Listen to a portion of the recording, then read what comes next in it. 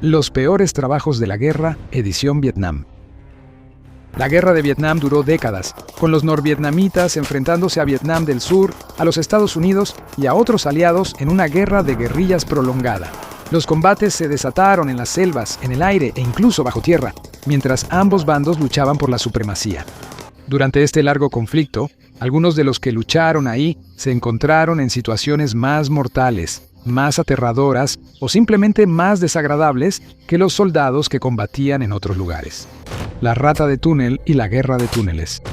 Las fuerzas ligeramente armadas del Vietcong no podían igualar el poder de fuego que los estadounidenses tenían a su disposición, así que adoptaron un estilo de guerra de guerrillas, atacando objetivos vulnerables antes de desaparecer de nuevo en la jungla sin dejar rastro. Pronto se descubrió que el Vietcong y el ejército de Vietnam del Norte habían hecho un uso extensivo de túneles subterráneos, algunos de los cuales eran tan grandes que cubrían distritos enteros.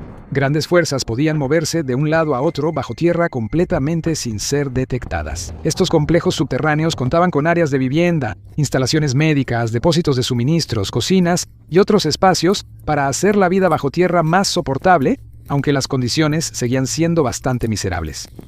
El aire estaba viciado, la comida se descomponía rápidamente en esas atmósferas húmedas, y había plagas constantes de ratones, arañas, serpientes y otras alimañas que hacían de los túneles su hogar.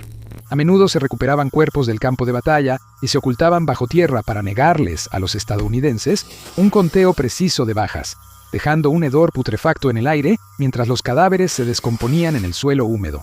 Los túneles estaban envueltos en oscuridad, y la iluminación era proporcionada por velas o incluso por luz eléctrica alimentada por dinamos de bicicleta. Cuando las fuerzas estadounidenses descubrieron por primera vez los complejos de túneles, eran demasiado numerosos para colapsarlos sin más, ya que podía haber múltiples entradas separadas por millas, y de todos modos, la información que había dentro era demasiado valiosa como para destruir los túneles sin más. Fue entonces cuando se formó y entrenó una unidad especializada para enfrentar esta nueva amenaza, conocida como las ratas de túnel. Armados con una pistola calibre .45, una linterna y un valor increíble, estos hombres se enfrentaron al enemigo en los confines bajo la tierra. Por lo general, hombres de menor estatura, las ratas de túnel se arrastraban por espacios oscuros y claustrofóbicos en misiones individuales de búsqueda y destrucción. Los peligros eran numerosos y siempre estaban presentes. Estacas Hunji y cables trampa conectados a granadas u otros dispositivos explosivos llenaban los espacios en intervalos aleatorios. Los VC esperaban pacientemente en una esquina estrecha con un cuchillo, una bayoneta o incluso un garrote, listos para atacar o estrangular a una rata desprevenida que avanzaba a tientas en la oscuridad. Las misiones podían durar horas, y consistían principalmente en reunir información y sabotear cualquier suministro encontrado antes de regresar a la superficie. El combate en estos espacios confinados era brutal. Los combatientes dejaban a menudo de lado las armas de fuego y preferían cuchillos y bayonetas en esas condiciones de poca luz. Después de completar sus misiones, las ratas de túnel salían de los túneles con documentos capturados, armas y a veces incluso prisioneros. Los hombres a menudo silbaban Dixie antes de salir, para hacerse identificar como estadounidenses, ya que una pequeña figura cubierta de lodo saliendo de la penumbra subterránea fácilmente podía ser confundida con un enemigo. Infiltradores del Vietcong. Para 1968, quedó claro para el Vietcong que no podía haber victoria contra el abrumador poder de Estados Unidos en un conflicto militar directo. Su objetivo era aprovechar la creciente impopularidad de la guerra que se estaba gestando en Estados Unidos y lograr una victoria política en su lugar. Para lograr esto, el Vietcong ideó un plan audaz, uno que sacudiría la confianza en el esfuerzo bélico estadounidense y survietnamita, llamada la Ofensiva del Tet, ya que coincidió con la celebración de la festividad de Tet, o Año Nuevo Lunar, un momento en el que tradicionalmente las hostilidades disminuían. Los servicios de inteligencia habían informado de una acumulación de fuerzas del Vietcong y del ejército de Vietnam del Norte durante meses, pero nadie conocía la escala de la operación. Entonces, el 30 de enero de 1968, se desataron los ataques. 84.000 combatientes comunistas atacaron cientos de objetivos en todo Vietnam del Sur, desde la antigua ciudad de Hue hasta puestos avanzados como Khe Sanh. Sin embargo, la mayor parte de la atención se centró en la capital, Saigón, y lo más importante, en la embajada estadounidense. En la madrugada del 31 de enero de 1968, zapadores del batallón C-10 del Vietcong lanzaron un ataque contra la embajada. Aunque tomados por sorpresa, la policía militar apostada allí se enfrentó en un tiroteo con los infiltrados y logró cerrar la puerta principal. Sin desanimarse, el Vietcong abrió un agujero en el muro exterior del complejo con una carga explosiva y entró a la fuerza, pero sus líderes fueron pronto abatidos y su ataque perdió impulso. Se dispararon 2 RPG, hiriendo a un infante de marina y arrancando el sello de los Estados Unidos de la pared, pero, más allá de eso, no causaron ningún daño.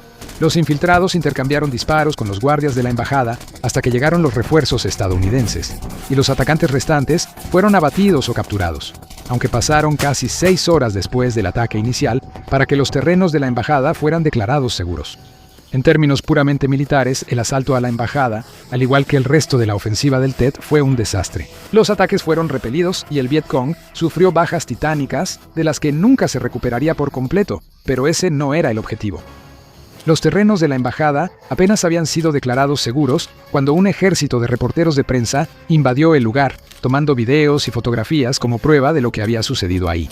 Se enviaron imágenes a Estados Unidos de soldados enemigos muertos tirados a pocos metros del edificio principal, de funcionarios estadounidenses ensangrentados y heridos en el ataque, del patio cubierto de humo y escombros que alguna vez fue símbolo de la presencia estadounidense en la región, tan flagrantemente violado. El creciente movimiento antibélico ganó fuerza, y la guerra empezó a verse como imposible de ganar. Los infiltrados que atacaron la embajada y otros objetivos sabían que estaban siendo enviados a una misión suicida, pero lo hicieron de todos modos, sabiendo que su sacrificio finalmente llevaría a la victoria de su bando. El fumigador de Agente Naranja. Las densas selvas del sudeste asiático proporcionaban el terreno perfecto para que las fuerzas ligeramente armadas del Ejército Popular de Vietnam y el Vietcong llevaran a cabo su guerra de guerrillas contra el enorme aparato militar estadounidense.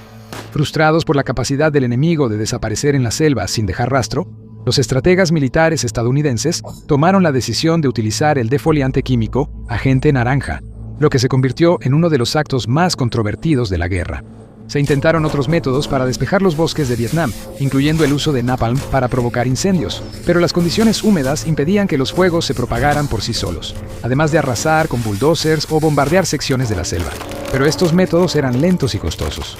Se probaron otros defoliantes químicos como los agentes blanco y púrpura, pero ninguno se usó tan extensamente como el agente naranja. Se podía rociar manualmente en el suelo, pero la mayoría de las veces se desplegaba desde aviones, generalmente aviones de carga C-123 Provider, equipados con barras rociadoras especiales para dispersar el químico. Para asegurarse de que el defoliante fuera lo suficientemente concentrado, los aviones grandes tenían que volar bajo, lo que los hacía vulnerables al fuego desde tierra. A menudo, las aeronaves volaban escoltadas por F-4 Phantom, que se enfrentaban al enemigo mientras se rociaba el líquido.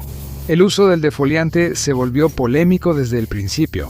La Convención de Ginebra prohíbe el uso de armas químicas en la guerra, pero el gobierno de Estados Unidos no estuvo de acuerdo, ya que el agente naranja se usaría contra la vegetación, no contra humanos, y el químico ya se había utilizado en el país para controlar el crecimiento de plantas.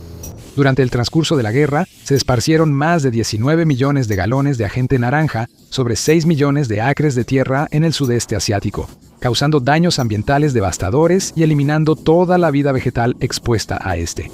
Sin embargo, lo más preocupante fue el impacto en la salud humana, ya que el agente naranja contiene dioxina, un subproducto del proceso de fabricación. E incluso durante la guerra, las pruebas de laboratorio en ratones mostraron un aumento en defectos de nacimiento, abortos espontáneos y nacimientos de fetos muertos. La dioxina también es un conocido carcinógeno, y los niveles de dioxina encontrados en los herbicidas usados en Vietnam contenían el doble de la cantidad utilizada a nivel doméstico.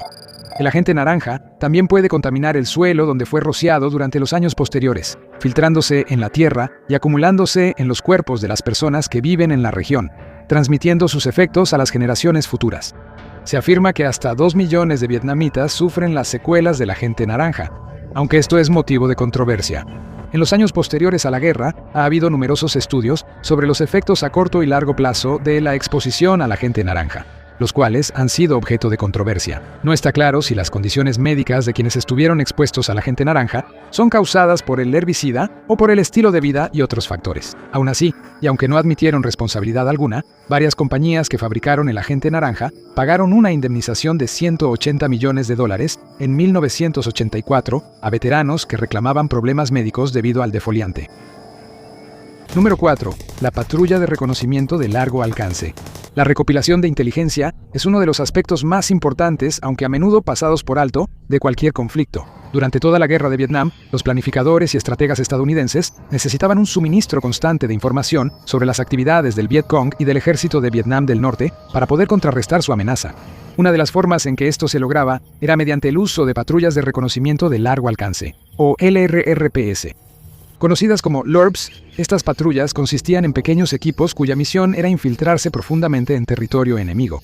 Su misión principal era la recopilación de inteligencia, tomando nota de la ubicación y el movimiento del enemigo, que usualmente era a lo largo de senderos bien establecidos. También llevaban a cabo operaciones para capturar prisioneros con fines de interrogatorio, así como emboscadas a pequeños destacamentos de fuerzas enemigas.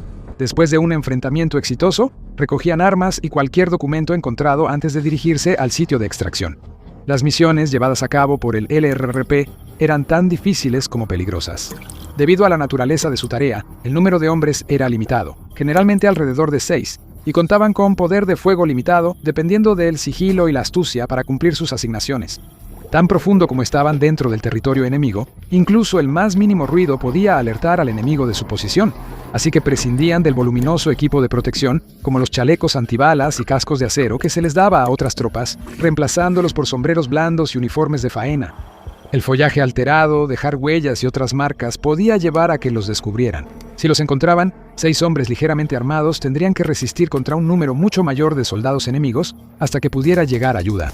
Los LRRPs a menudo operaban fuera del alcance de las bases de fuego de artillería aliada, lo que significaba que el único apoyo vendría de aviones enviados apresuradamente, que podían tardar varios minutos en llegar, una eternidad en el campo de batalla. Casi siempre estaban en gran desventaja numérica. Si se necesitaba una evacuación médica, casi siempre se realizaba bajo fuego enemigo, el cual tenía que ser suprimido antes de que el helicóptero pudiera aterrizar y evacuar a los heridos. Se necesitaba un tipo especial de hombre para participar en este tipo de trabajo. Personas autosuficientes que prosperaban en el peligro y estaban dispuestas a operar en pequeños grupos autosuficientes, lejos de la seguridad y la protección. La guerra en Vietnam fue un conflicto conocido por su naturaleza brutal. Ya fuera luchando en la selva, en el aire o bajo tierra, había algunos trabajos que eran más peligrosos o simplemente más miserables para quienes tenían que soportarlos. A pesar de las circunstancias, estas tareas se llevaron a cabo con valentía, determinación y coraje.